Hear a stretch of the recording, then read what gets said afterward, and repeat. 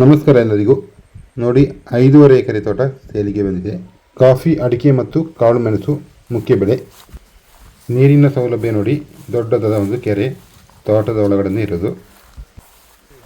99% ತುಂಬ ಕಂಡೀಷನ್ ಆಗಿರುವ ಕಾಫಿ ತೋಟ. ರೋಡು ನೋಡಿ, ತೋಟದ ಒಳಗಡೆ ಎಲ್ಲ ಕಡೆ ಸುತ್ತಾಡಲಿಕ್ಕೆ ಅಂತ ಚೆನ್ನಾಗಿ ರೋಡ್ ಮಾಡಿದ್ದಾರೆ.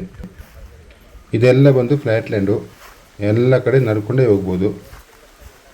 ಇಲ್ಲಿಂದ 1.5 ಕಿಲೋಮೀಟ್ರು ಮೇನ್ ರೋಡಿಗೆ, ಅಂದರೆ ಬಸ್ಸು ಹೋಗೋ ರೋಡು.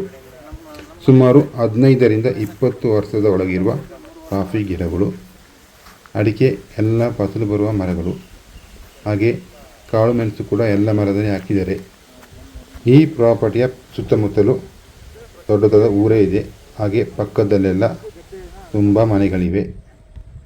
ಹಾಗೆ ತುಂಬ ಸೇಫ್ಟಿ ಇರುವಂಥ ಜಾಗ.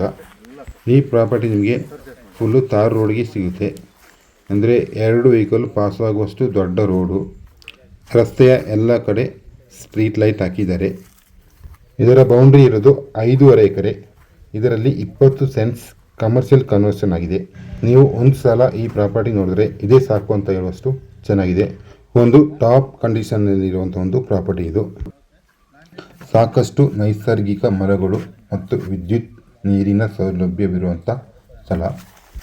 ಮುಖ್ಯ ರಸ್ತೆ ಅಂದರೆ ಬಸ್ ಮಾರ್ಗದಿಂದ 1.5 ಕಿಲೋಮೀಟರ್ ಪಂಚಾಯತ್ ತಾರ್ ರಸ್ತೆ ಇದೆ. ಮೈಸೂರು ನಗರದಿಂದ ಕಾರಿನಲ್ಲಿ ಪ್ರಯಾಣಿಸಿದರೆ 2.5 ಗಂಟೆ ಪ್ರಯಾಣ ಬೆಳೆಸಬಹುದು.